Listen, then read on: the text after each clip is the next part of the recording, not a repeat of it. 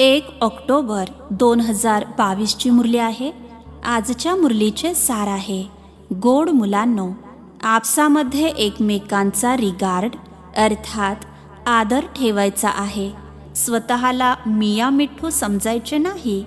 बुद्धीमध्ये राहिले पाहिजे, जे कर्म मी करेन मला पाहून सर्वजण करतील. आजचा प्रश्न आहे, कोणती अवस्था मजबूत करण्यासाठी खूप खूप मेहनत करायची आहे? उत्तर आहे, गृहस्थ व्यवहारामध्ये राहून स्त्री पुरुष या गोष्टीचे भान समाप्त झाले पाहिजे. मनसामध्ये देखील संकल्प विकल्प चालू नयेत. आपण आत्मा भाऊ भाऊ आहोत. प्रजापिता ब्रह्माची मुले भाऊ बहीण आहोत. ही अवस्था पक्की करण्यासाठी वेळ लागतो. एकत्र राहून विकारांची आग लागू नये. क्रिमिनल असॉल्ट अर्थात गुन्हेगारी हल्ला होणार नाही, यासाठी अभ्यास करायचा आहे.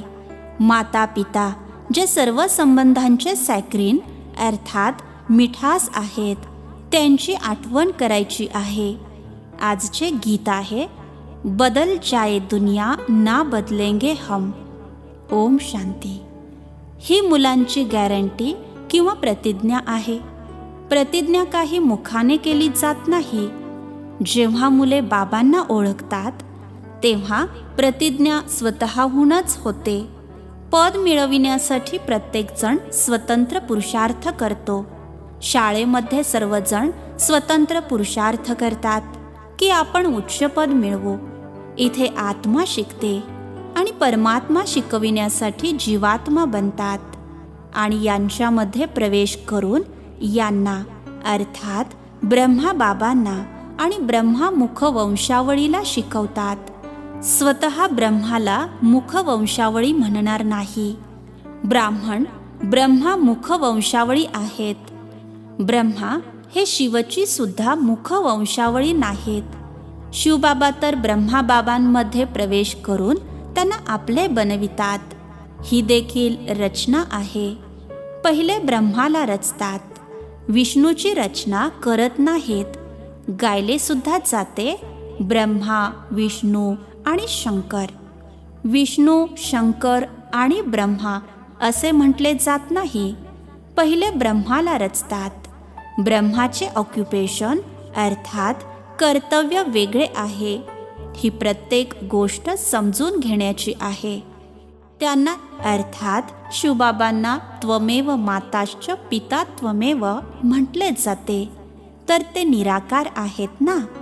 मग साकारमध्ये माता पिता पाहिजेत म्हणून विचारतात, मम्माला आई आहे? म्हणतील होय आहे. ब्रह्मा मम्माची देखील आई आहे. ब्रह्माची कोणी आई नाही. ही आई अर्थात ब्रह्मा स्त्री नसल्यामुळे सरस्वतीला मम्मा म्हटले जाते. बाबा शिकवतात तर हे ब्रह्मा बाबा देखील शिकतात. जसे तुम्ही विद्यार्थी आहात तसे हे ब्रह्मा बाबा सुद्धा विद्यार्थी आहेत. शिवबाबा काही विद्यार्थी नाहीत. तुम्ही मुले ब्रह्माचे पद देखील बघत आहात की हेच सर्वात जास्त शिकतात. बघताना खरोखरच जास्त जवळ ते आहेत. सर्वात आधी कोणाचे कान ऐकतात? सर्वांपेक्षा जवळ हे ब्रह्मा आहेत. मग असे म्हणतील की मम्मा बाबा जास्त शिकतात. नंतर नंबरवार सर्व मुले शिकतात.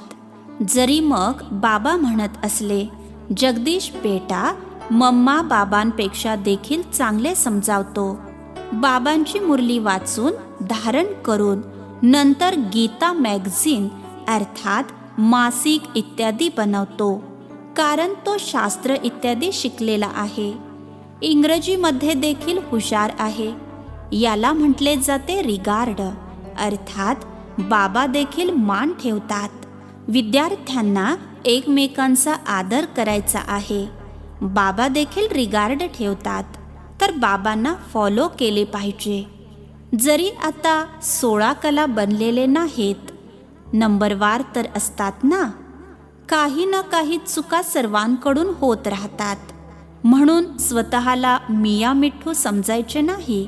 जसे कर्म बाबा करतात अथवा मी करेन, माझे बघून सर्वजण करतील, तर एकमेकांचा आदर करायचा आहे.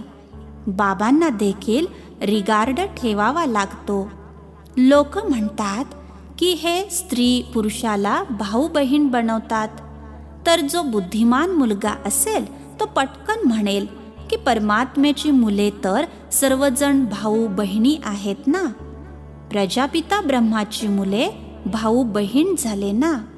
भाऊ बहीण बनणे चांगलेच आहे ना. बाबांची मुले बनलात तर वारसा घेऊ शकाल. वारसा मिळणार आहे शिवबाबांकडून ब्रह्मा बाबांद्वारे. तेव्हा ब्रह्मा कुमार कुमारी बनावे लागेल. त्यामुळे मग कधीही विकारात जाऊ शकत नाही, नाहीतर क्रिमिनल असॉल्ट होईल. बाबा किती चांगल्या रीतीने समजावून सांगतात. पवित्र राहण्यासाठी युक्त्या सुद्धा सांगतात. स्त्री देखील म्हणते बाबा, पुरुष देखील म्हणतात बाबा. याने स्त्री पुरुषाचे भान निघून जाईल.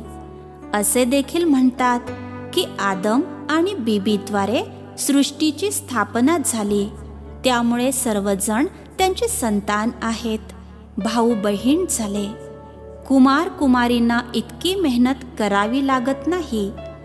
जो शिडी चढला आहे तर त्याला उतरावे लागेल, तर उतरण्यासाठी मेहनत आहे. असे नाही की दोघांना वेगवेगळे राहायचे आहे. फक्त कंपेनियन अर्थात साथीदार बनून राहायचे आहे. सतयुगामध्ये कोणीही अपवित्र होत नाही आणि तिथे बाळाची वाट सुद्धा पाहावी लागत नाही.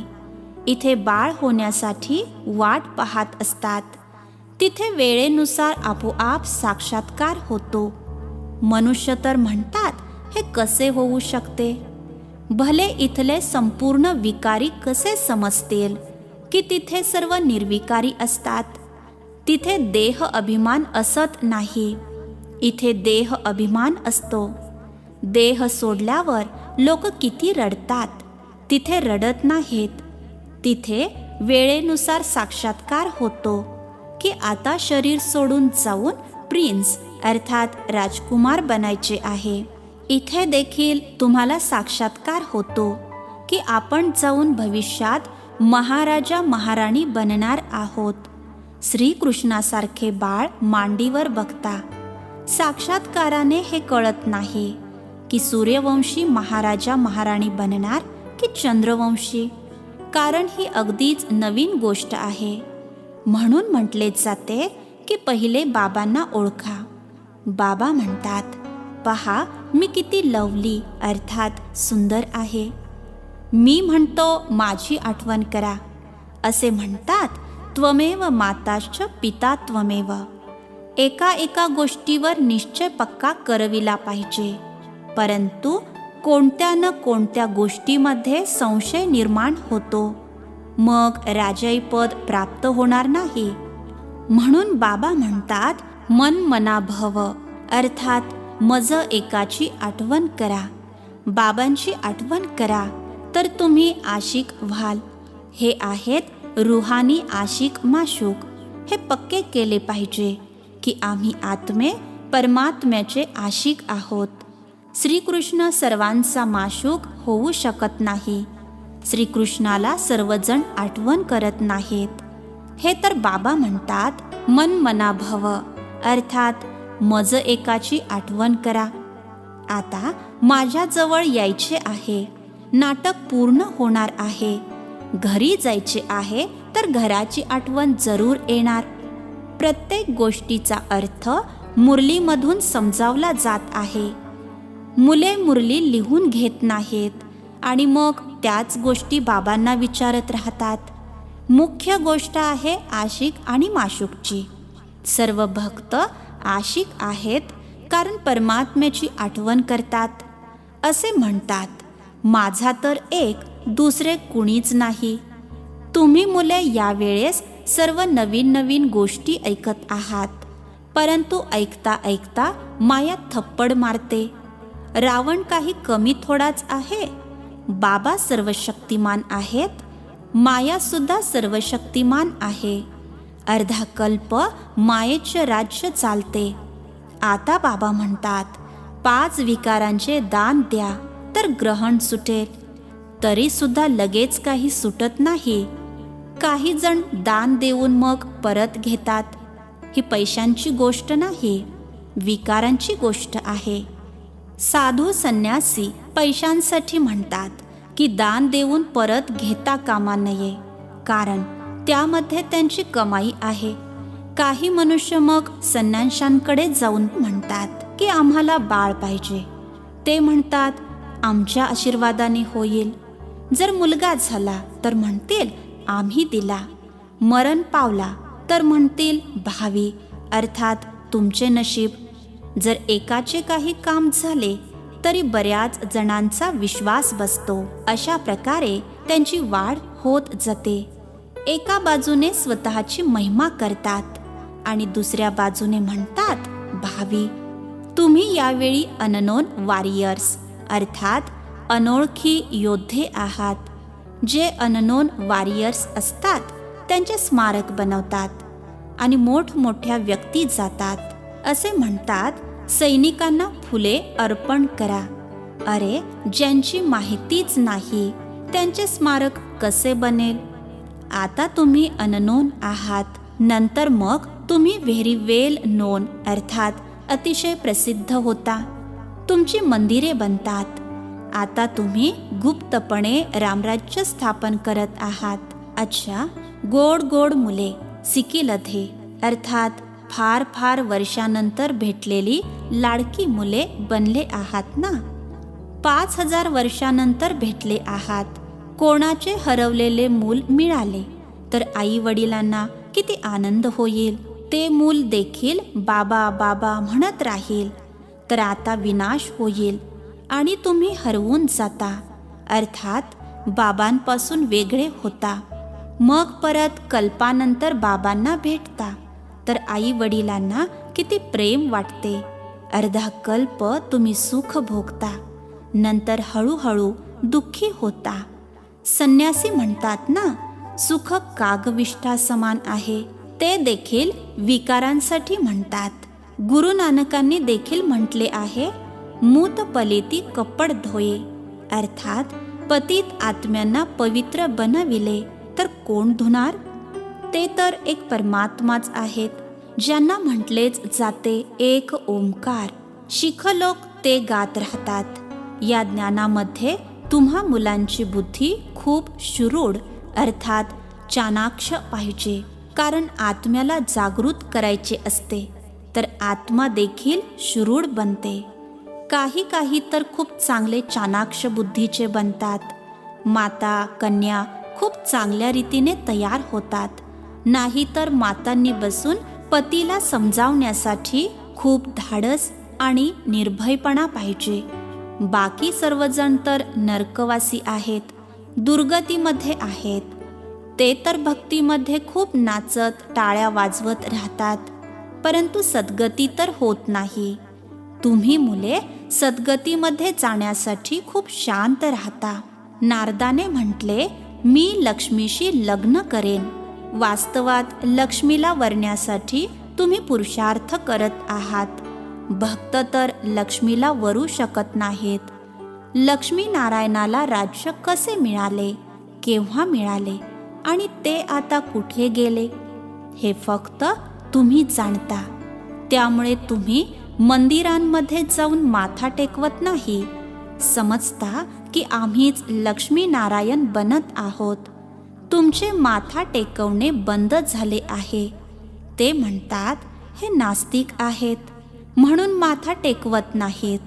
वास्तवात तुम्हीच आस्तिक आहात, नंबरवार पुरुषार्थ अनुसार. ते तर नास्तिक आहेत जे परमात्म्याला जाणत नाहीत. आता तुम्ही धनीचे बनले आहात, तरी देखील माया थप्पड मारते. मग ऑर्फन निधन के अर्थात अनाथ बनता. मग जरी वृद्ध असले तरीही माया त्यांना सुद्धा तरुण बनवते.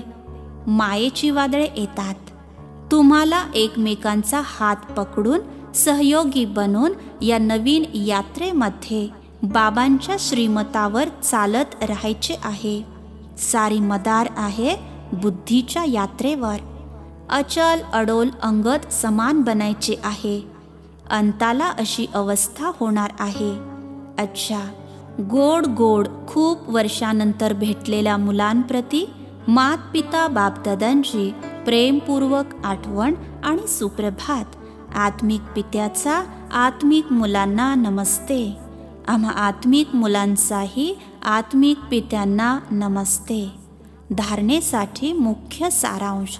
पहिला पॉइंट, एकमेकांचे हात पकडून सहयोगी बनून बाबांच्या श्रीमतावर चालत राहायचे आहे. बाबा जे सर्व संबंधांचे सॅक्रीन अर्थात मिठास आहेत, त्यांची अतिशय प्रेमाने आठवण करायची आहे.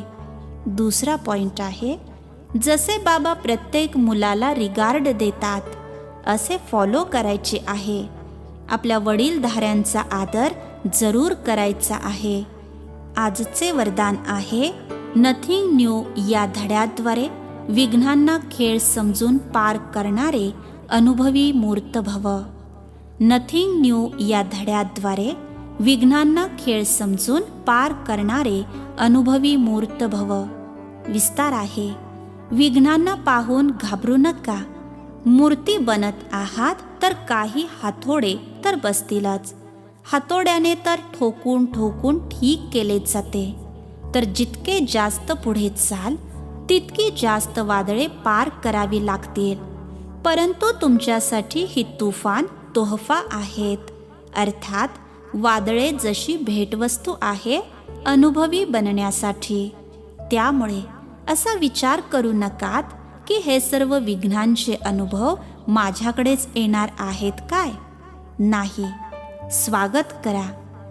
या नथिंग न्यूचा पाठ पक्का असेल तर विघ्न खेळाप्रमाणेच वाटतील. आजचे स्लोगन आहे, सत्यतेची विशेषता असेल तर आत्मारूपी हिऱ्याची चमक चारही बाजूंना आपोआप पसरते. सत्यतेची विशेषता असेल तर आत्मारूपी हिऱ्याची चमक चारही बाजूंना आपोआप पसरते. अच्छा, मातेश्वरीजींचे अनमोल महावाक्य.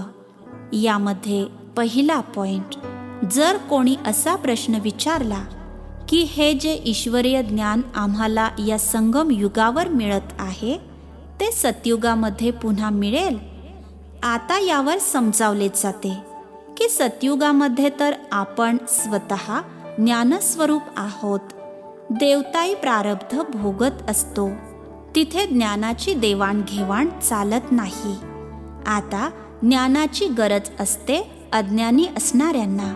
परंतु तिथे तर सर्व ज्ञानस्वरूप आहेत. तिथे कोणी अज्ञानी असतच नाही ज्याला ज्ञान देण्याची गरज भासेल. आता यावेळीच तर आपण साऱ्या विराट ड्रामाच्या आदी मध्य अंताला जाणतो. आदीमध्ये आपण कोण होतो, कुठून आलो आणि मध्यमध्ये कर्मबंधनात फसलो, मग कशी अधोगती झाली. अंतामध्ये आपल्याला कर्मबंधनातून मुक्त होऊन कर्मातीत देवता बनायचे आहे. आता जो पुरुषार्थ चालला आहे ज्यामुळे आपण भविष्य प्रारब्ध सतयुगी देवता बनतो, जर तिथे आपल्याला हे माहीत झाले की आम्हा देवतांची अधोगती होणार आहे तर या विचाराने खुशी गायब होऊन जाईल. म्हणून तिथे अधोगती होणार असल्याचे ज्ञान नसते. हे विचार तिथे नसतात. हे आता आपल्याला या ज्ञानामुळे माहीत झाले आहे की आपल्याला वर चढायचे आहे आणि सुखी जीवन बनवायचे आहे. मग अर्ध्या कल्पानंतर आपले प्रारब्ध भोगून नंतर आपण स्वतःला विसरतो आणि मायेच्या वशीभूत होऊन अधोगती होऊ लागते. हे वर चढणे आणि पतन होणे हा अनादी पूर्व नियोजित खेळ आहे. हे सर्व ज्ञान आता बुद्धीमध्ये आहे. हे ज्ञान सतयुगामध्ये राहत नाही. दुसरा पॉइंट आहे, बरेच जण असे समजतात की आम्ही जे काही कर्म करतो, मग ते चांगले असो वा वाईट कर्म असो, त्याचे फळ अवश्य मिळते.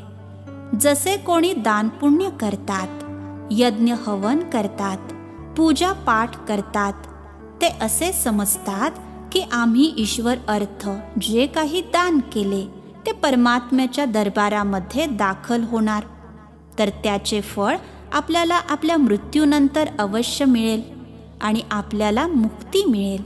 परंतु आम्ही हे तर जाणले आहे की असे केल्याने कायमस्वरूपी फायदा होत नाही.